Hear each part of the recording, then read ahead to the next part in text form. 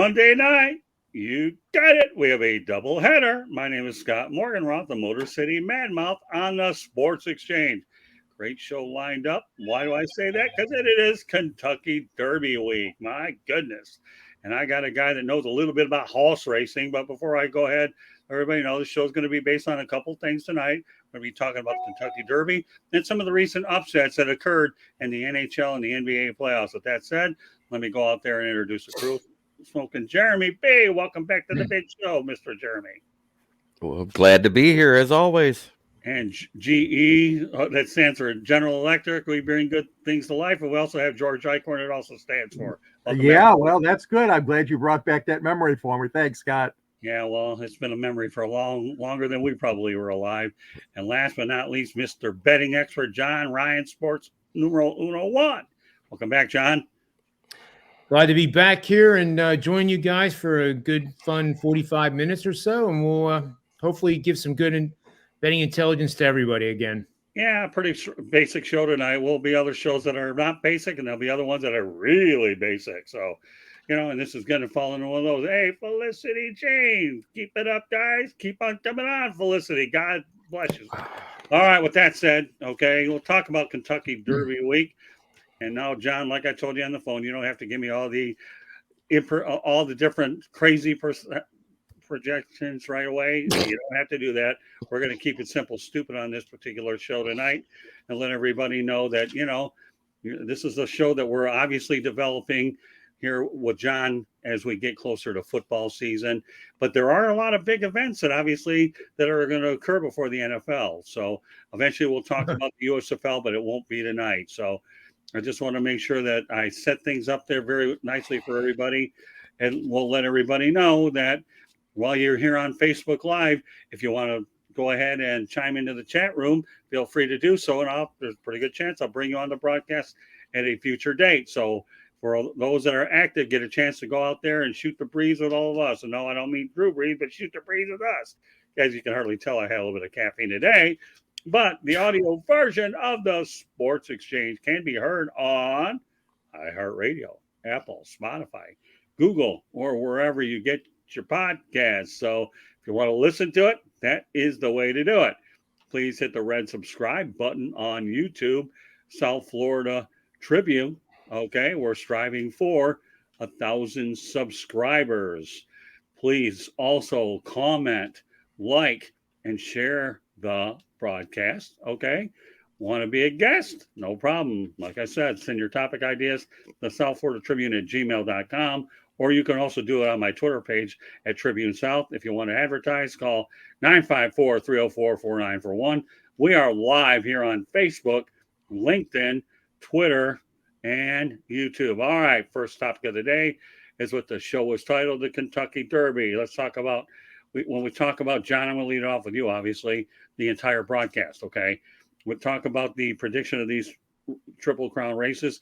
I know there's a couple of prep races. I had an opportunity to see one many years ago in South Florida called the Florida Derby. I also know they have the Arkansas Derby, and there might be other ones, I don't know, but these are the two that I'm most familiar with. So, John, give us an overview how you go ahead and predict these Triple Crown races with a lot of the variables. I know that size of the track and the surface play a bit of a role in it too. John, take over from there. Yeah, it certainly does. It really is important, the surface of the track, the conditions of the weather. But the one thing that draws me even more interest and more research effort is the Kentucky Derby, because it has 20 to 24 horses every year. As we know, as the Triple Crown evolves, a lot of horses aren't able to run 2 weeks later at the next race. And a lot of times we only have 6 horses or so at the Belmont. What also it does, which I'll provide later on this week, is the Superfecta, which I was fortunate enough to finally hit one last year. Okay. And the Derby provides you with the biggest potential payout on these Superfectas.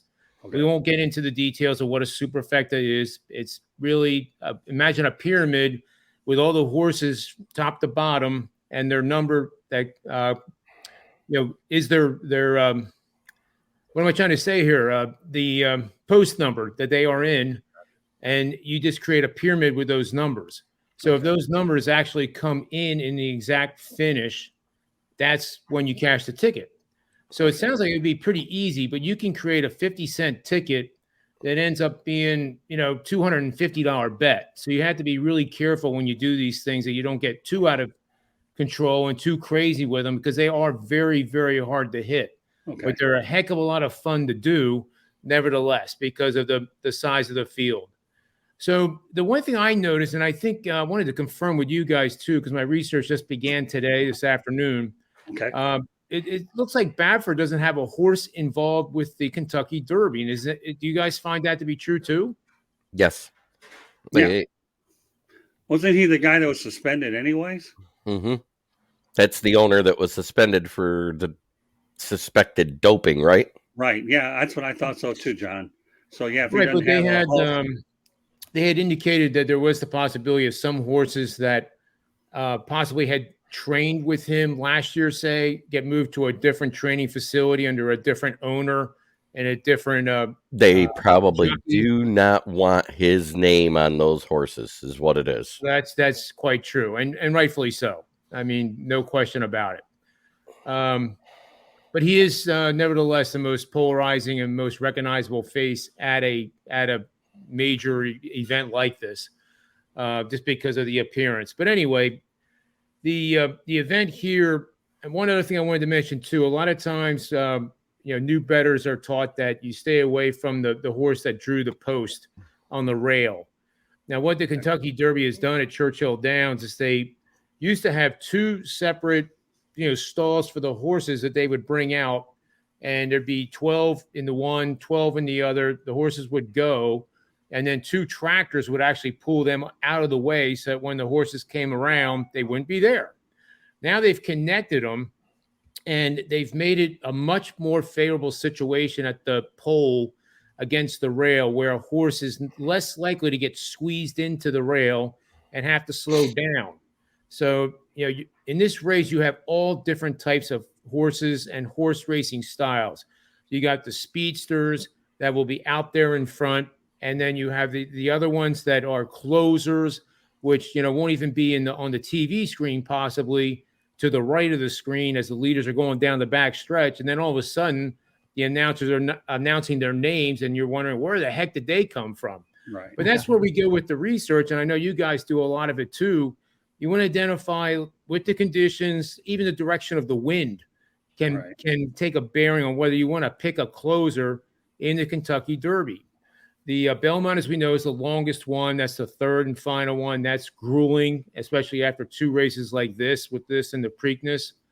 And this one is the right length, in my opinion. That's why it's the most famous. It's the most fun. And I think another thing, guys, that people may not realize is that the qualifying for this race essentially began last September.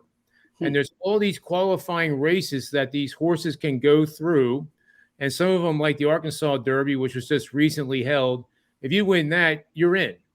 So you don't really have to do anything that early. But, if you think your horse is going to win the Arkansas Derby, then you'll have enough points earned to get in with just that one race. Well, what about the Florida Derby? Okay, I've attended, John, a few of those. How much of a important race is the Florida Derby? Well, I think it's incredibly important because, again, you're accumulating points. And if your horse is one of those that may not be a contender at the Florida Derby, and you might need another race or two, you want to take your horse to the most favorable track that you think it's going to run the best on. And that is a very big qualifying race, to your point. Right. And, horses that have done well there translate pretty well to Kentucky. Okay. So, that's a great point. And any of these races, you can immediately start seeing which horses are going to be the leaders coming into the Kentucky Derby that have qualified, such as, Tappet Trice, Todd Pletcher owner, Luis Saiz is the jockey on that one. He's currently 6-1 on the opening, 5-1 now. So there's already money coming in on a favorite, and that always gets my attention. Mm-hmm. It's very tempting. It's like March Madness in a way that you want to take that long shot and hope that it comes through so that you can really feel like you're smart, like, oh, wow, I just won the Derby with a 20-1, medium shot, so to speak. And That doesn't happen too often. However, it has happened more often than previous history in these last couple of years. Another horse I am looking at for sure is Skinner. Now, this is a horse that is somewhat unusual to be at 15-1. Money is not coming on him, so that actually makes me more interested in him because it's contrarian. Currently at 20-1, I think that's worth a pizza money, but certainly going to be in those superfectas and other larger type bets that we're going to be doing. Practical Move. Last race was the Santa Anita Derby, April 8th. Won by a nose.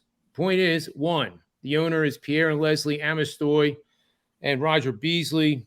The horse is very, very good.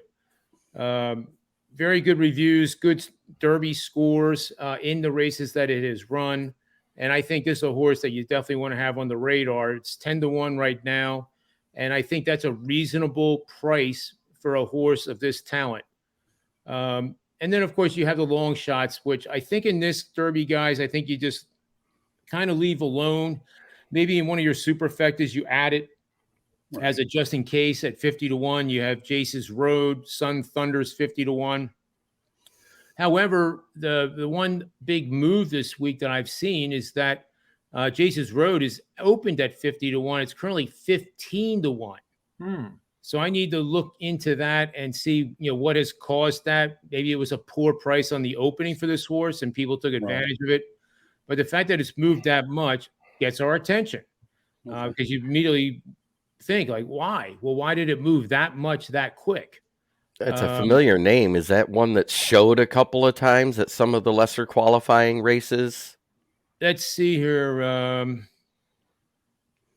The horse evaluation here in the notes is that it prefers shorter tracks, difficult to endorse off of tiring third at FG. David Aragona wasn't thrilled with the Louisiana Derby effort, sat on top of a soft pace and failed to finish.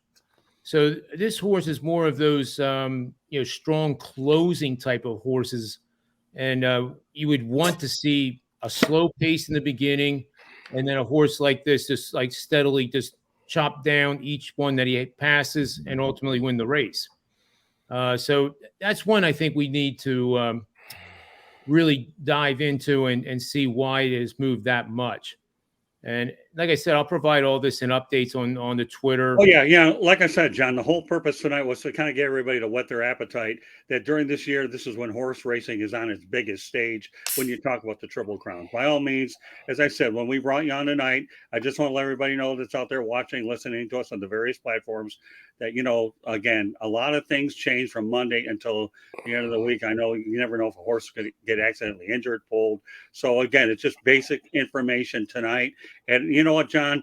Why don't you let everybody know early in the broadcast, how they can find your information early, and we'll probably refer back to it in case they want to update for you. I think Twitter is your primary source of social media anyways, right, John? Yeah, at John Ryan Sports and the number 1, as you see on the screen. And also, just, humbly said, I just was awarded the super subscriber from Twitter, which means that you can get exclusive content for just $9.95 a month, which, is an IPA. So it's not much, but all the details and the premium stuff that I release is going to be in there. And, the Kentucky Derby, though, is going to be published free of charge, especially for those that are listening here and are interested to know what I'm going to do. So no problem there at all.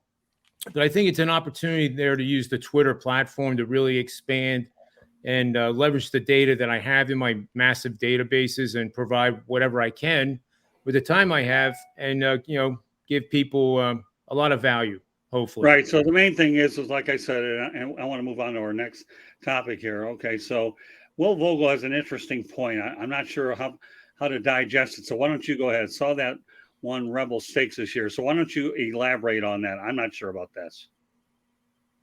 Elaborate about what? Saw that one Rebel Stakes this year. Are you familiar with Rebel Stakes? Yeah, and I actually don't have the info on that to mention anything, but feel free to bring it up and I'll chime in. Yeah, that's fine. But meanwhile, the main thing, folks, is just go to John Ryan's Twitter page, and he'll be able to give you all the ins and outs about the Kentucky Derby as the week progresses. All right, thanks, Will. And why don't you just connect with John on Twitter to get the exact information. Final topic of the night, guys. George, is there anything you want to ask about? Well, Kentucky Derby? I think a lot of us probably didn't know this, but this is the 50th anniversary, John, of the great Secretariat, 1973. 50 years have gone by, and I'm sure the network is going to do a lot of features on it next Saturday. What do you remember about Secretariat, John, or any of our show panelists? I'd be curious. I just was remember 3. What a great thing that was. What a great thing for the sports in America when that beautiful horse won the Triple Crown. Yeah, well, Smoking Jeremy took the words right out of my mouth. I was going to say I was only like 4 years old back then, but I was young enough not to really recognize what was going on. 10 years old. More interested in probably going outside and playing, baseball and that kind of thing. But what you remember is the domination.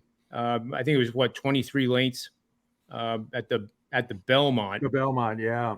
Which, if memory serves correct with the history of it, nobody really gave that horse a chance to win it because it was too long for him. He wasn't going to have the stamina. He wasn't going to be able to hold on to the pace, and it wasn't going to work out. But the horse proved otherwise. And, I reminded myself too of why I love these horse races, because I just started talking about Secretariat as if he's a human being. And I think that's where the emotion of these races is so tremendous, because they almost take on a life of their own. Yeah. And the horses, like, even when they come out of the paddock and they have their, what I call, on race day, I call it, hey, look at the friend he has, and it is so cool. It's almost like they're talking to each other, like, hey, man, you got this. You've been training really hard. And that horse is calming that, thoroughbred down almost like pre-game. Almost like, somebody walking up to Patrick Mahomes in the locker room and saying, we got this. And it's fascinating to me with the horses, because that they know what's going on. This is not something that they don't realize what's going on. They know why they're there, and they know that they should be running and not see anybody or another horse in front of them. But with Secretariat, that whole story, if you've never seen the movie, especially, watch the movie. For those that are watching that are only 20 years old or 25 years old, you'll love it. You'll absolutely love it. And you might even shed a tear when you see how special that horse was, and how, kind of like the Arnold Palmer of horse racing. Without Arnold Palmer, we probably don't have the PGA where it is today. I think the same can be said with Secretariat. Great analogy. Yeah, that is a great analogy. I got to tell you, my all-time horse racing movie was Seabiscuit, so go figure. So. All right, well, on to the next subject, okay, and the last one. We've seen a recent upset in the opening rounds of the NHL and NBA playoffs. We talked about Milwaukee losing to Miami, and, of course, now we saw two interesting ones. The Florida Panthers ousting the Boston Bruins, two presidents, and, of course, Seattle Kraken being the first team ever to go ahead, expansion team, to oust the Colorado Avalanche. So, John, this is mainly for you, and then I'll let Jeremy and George talk about it. Did you ever see these monumental upsets coming? Well, I'll be totally honest and very humble. I had the Florida Panthers 3 of the 4 games that they won. Did you? They were the only 3 bets that came up on the models. Coming into the series, I think I'll draw on the analogy to the Chicago Bulls in the year that they broke the all-time scoring record or a win percentage record. And I think what happens in these situations is Boston and that team got out to such a quick start, and everybody right then and there, almost like the media did with Rogermaris. You think you can break the record? Do you think you can break the record? Right. Every single day, these guys had to go through that whatever it is, rigmarole, the pressure, and it really wears on a team. And I think that is what we saw with Boston. Florida had beaten Boston 5 times of the losses that they had this season, which was by far the best. And, oddly enough, the second team they lost the most to, actually, there's only 2 teams that Boston lost to more than once. Florida with the 5 and now 6, and the Ottawa Senators. Really?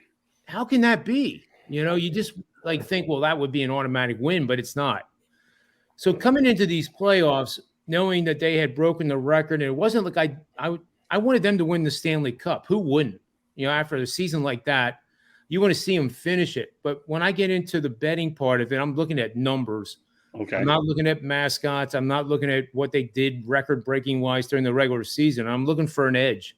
Mm-hmm. And I think that was a big edge coming in. And then when the models set up the way they did, I had I'll be honest with you. Last night I was watching in the overtime, and I almost didn't want to win the bet because I hated what I was going to see with the Boston Bruin fans and the letdown and seeing the goalie give up that series-ending goal.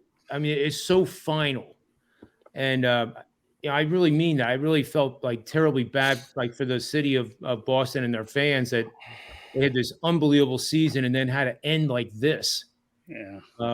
So that was quite the experience, to be honest.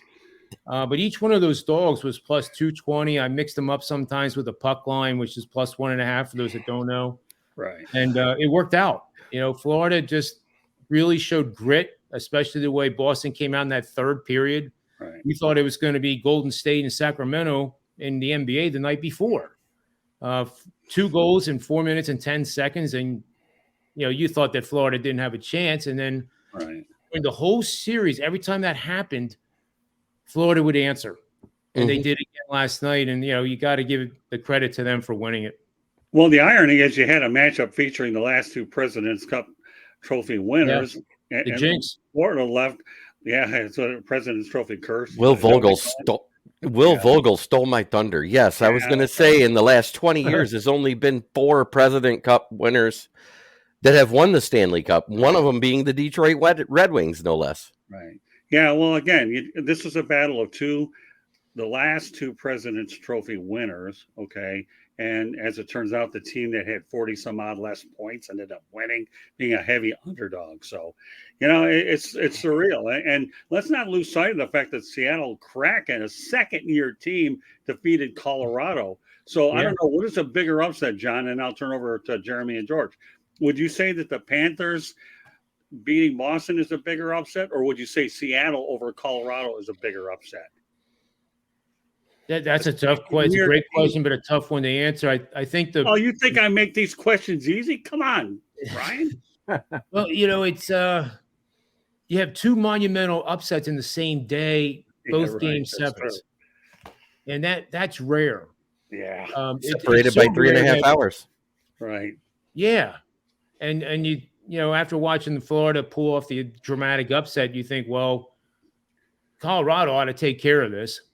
And I didn't have anything on that game. But, now the danger is as a bettor, and I think the lesson to be learned is that you just saw 2 road teams win game 7. Very rare.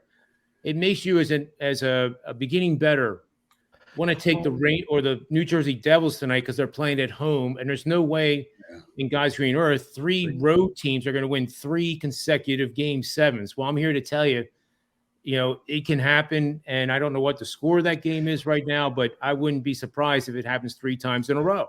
So we can't really have 3 times in a row, though. Games like that. It happened in basketball last night. The road team won in the Golden State Warriors. So 3 road teams won in Game 7 situations in the same day.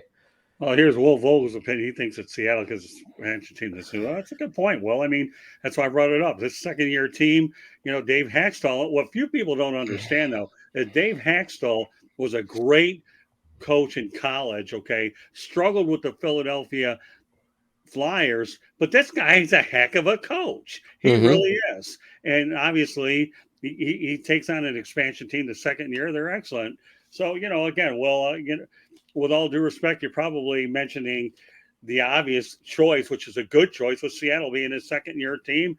And we all know that the Vegas Golden Knights ended up making it to the Stanley Cup Finals the first years, but they're setting the bar on expansion teams higher than they did, George, back in the day when you and I were dealing with the teams like the Atlanta Flames, New York Islanders, Washington Capitals, and the early Florida Panthers. The early Florida Panthers got to their only Stanley Cup final. But I remember that all the way, Smoking Jay, But the I reality just is, wanted to bring that up too. well, no, it's okay. It's fair. I mean, yeah, the Kansas City Scouts came in when the Washington Capitals did. So, we have a vast hockey knowledge background on here that most people realize. So I'm going to turn over to George Eichhorn. Okay. What are your thoughts about what transpired?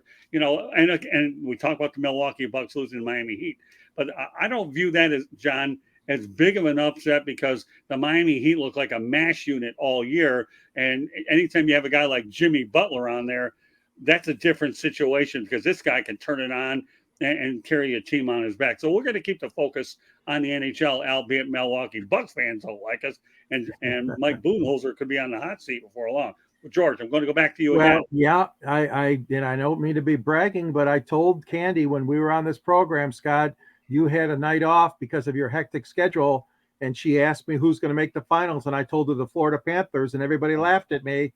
But I had a sneaky hunch, like John said, based on the season record and based upon what Florida accomplished last season, the year before, I had a sneaky suspicion Boston might be in trouble. And this has happened right here in Detroit. As Jeremy mentioned, we've had Detroit teams that set records like that and then fell flat, losing to the San Jose Sharks in round one.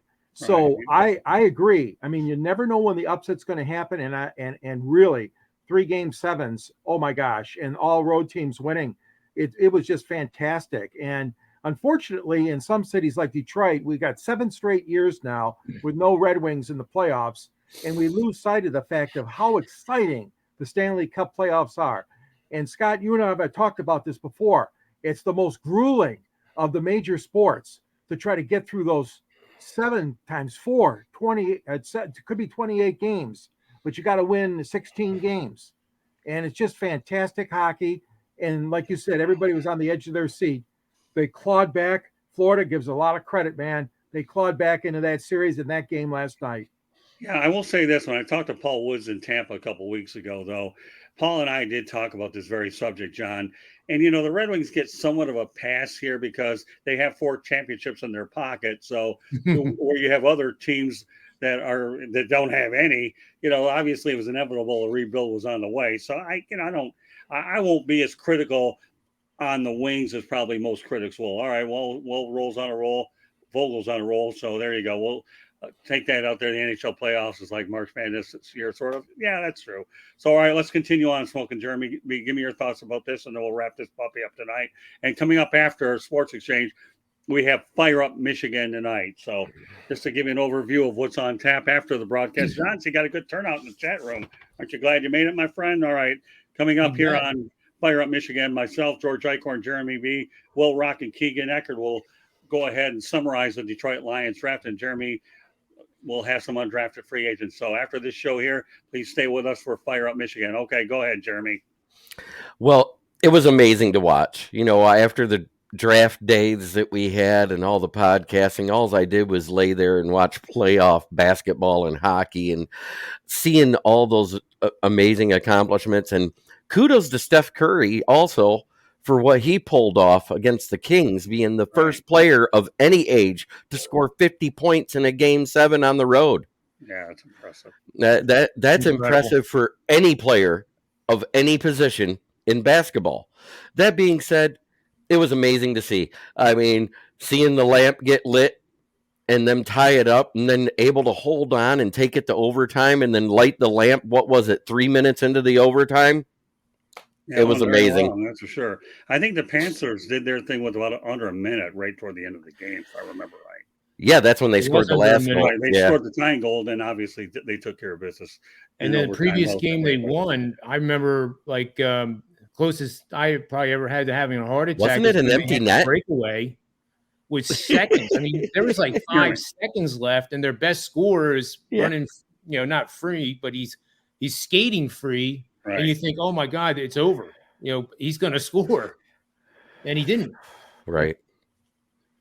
So, I mean, let's face it. George and I both know, and everybody knows in hockey, once upon a time you won 8 games, and that's where the octopus phenom came from. And now you need 2 octopuses to satisfy the 16 game wins that you have to do. And I know the Stanley Cup's the most grueling trophy to win, because you think about some of these guys that play 2, 3, 4, 5, 6 overtimes until they get there. Then you wonder how much gas they got in the tank for the next game. So that goes on and on. So, you know, it's unbelievable, you know, and I think we've had a very action-packed few days here, and over the course of the week, John will, on his Twitter account, provide the average, all you folks out there that are watching and listening to us, with more and more updates on his Twitter account. And then maybe if we have an opportunity in a couple of weeks, John, we'll talk about it. But I think one of the topics that we're going to bring up on a future show, though, John, didn't want to do it this week because we wanted to focus on the Derby and the incredible amount of upsets, is you're going to talk about gambling with the XFL and the USFL at a later date. And so you'll have a little time to research that one a little bit. But this one here was just too natural not to pass up during this time of the week. So that way, if you want to know what to talk about it, Mr. Ryan in front of Jeremy, George, and myself, do a little bit of work on the XFL and USFL, and we'll just kind of just touch into that a little bit as we continue to line up towards the NFL draft schedule coming out. So any closing thoughts about these two topics, Smokin'? No, I'm good. What about you, George? One of the guys in the chat room said that it's like March Madness, the NHL right now with the upsets. I'll put that the up there thing again. I would add is that, you know, the Panthers were plus 200, plus 220, right? If that's basketball, that translates to betting on a dog of maybe 5.5, 6 points, right, that you think is going to win. But in March Madness, we see upsets that are double-digit dogs. Right. So I would say that, you know, by comparison, it was unbelievable last night that Florida pulled off what they did. But it kind of pales a little bit to the monumental upsets you get to see in the college basketball arenas. Been a pretty good year, though, for Florida, hadn't it? Yeah, Miami going to the Final Four and FAU going to the Final Four. Yep. And now we were talking about the Miami Heat and the Florida Panthers picking up with a collegian. You can talk about that's an unbelievable carryover for my neck of the woods, that's for sure. All right, Jacksonville on the rise. Yeah, no. All right, so Jeremy, and don't forget the Toronto Maple Leafs made it past the first round too. Yeah, but let's stick with the Florida theme, Icorn. Okay, leave it alone. Don't talk about the Maple Leafs. Okay, I don't want my Tampa fans to turn on me. Otherwise, you have to bite the bullet on that one. Sorry, George. All right. With that said, as we wrap up the show here tonight, Smokin' Jeremy, me, you, and I, and George have a little bit of work to do with the other guys. So let everybody know how they can get a hold of you, Jeremy. Well, you can find me on the SouthFloridaTribune.com page underneath the Motor City Tribune with the list of authors such as Scott Morganroth and George Icorn himself. You can also find me right here on the South Florida Tribune channel on any night that Scott needs me. You can also find me on my channel, which is Kneecap Biting with Smokin' Jeremy B. And you can find me anywhere on Twitter at Smokin' Jeremy B. and on Facebook at Motor City Kneecap Biters. Yeah, Jeremy writes some exceptional content. One thing I like about his content, John, very short, sweet, right to the point, and that's really important when you have a writer to do that. Before I turn over to George, though, I want to let everybody, in case you just missed us the first time, let everybody know how you can find us again. The audio version of the Sports Exchange can be heard on iHeartRadio, Apple, Spotify, Google, or wherever you get your podcast. So that's the audio side of the whole equation. Please hit the red subscribe button on YouTube, South Florida Tribune, and go out there and please subscribe to us. Pretty simple out there. We're striving for 1,000 subscribers. Please also comment, like, and share the broadcast. Okay, we certainly enjoy feedback. Want to be a guest on the show? There's two ways of doing it. Participate in the chat room. Had a great turnout tonight. Or send your topic ideas to southfloridatribune@gmail.com. If you want to advertise, feel free to call me back at 954-304-4941. We are live on Facebook, LinkedIn, Twitter, and on the YouTube channel. And also you can find my Twitter, South Florida Tribune at Tribune South, and www.southfloridatribune.com is our website. And Candy Ebling does a remarkable job putting it all together. So just want to make sure we got that out. We'll go with George, and then John, you're going to wrap it up. Okay, go ahead, George. All right, my book is out, Detroit Sports Broadcasters on the Air, and there's a lot of information here that you're going to love about Detroit Sports Broadcasters. Several of those broadcasters loved going to bet the ponies at the track. I'm not going to mention their names because that's not what I'm here for, but a lot of history about Detroit Sports Broadcasters in that book. There's a link to purchase the book at the end of my column on the Motor City Tribune under the South Florida Tribune banner, and also I write for the Detroit Monitor locally. You can also reach me at gicorn@yahoo.com and on Twitter at SandGSports99. Yeah, what's good about George's book, I happen to be in there with Muhammad Ali and Jimmy Connor. It's good stuff. So Yes, sir. that's something I really take a lot of pride in. A lot of the individuals I've been fortunate enough to meet with the different places I've done. All right, John, one more time, give your information out there. Before you do that, I want to reinforce what I've said maybe one or two times. If you're looking for more updates on the Kentucky Derby, John's Twitter page will get them to you. Go ahead, John. Well, thanks a lot, Scott, and pleasure being on the show with you guys. You can find me at John Ryan Sports and #1. And I'll leave you with this thought that the lowly Philadelphia 76ers without Joel Embiid, granted there is a little bit ways to go yet, are actually winning outright. And I was trying to say this to everybody that would listen to me today, that the Sixers are 12-5 straight up and against the spread without Joel Embiid in the lineup. And I think that speaks volumes to how much underrated Doc Rivers is as a head coach. So maybe they pull off game one here and shock the world like the Florida Panthers did. We'll have to wait and see, but they're playing very well right now.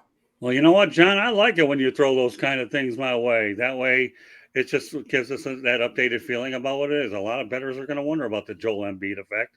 And so thank you very much for bringing that to the forefront. So as I said, folks, this concludes this edition of the Sports Exchange. So on behalf of Jeremy B., Smoking Jeremy B., George Eichhorn, and John Ryan, my name is Scott Morgan, we're out the Motor City Madmouth. Thank you for joining us on this edition of the Sports Exchange. Coming up afterwards, we have Fire Up Michigan. So we look forward to our next edition of the Sports Exchange.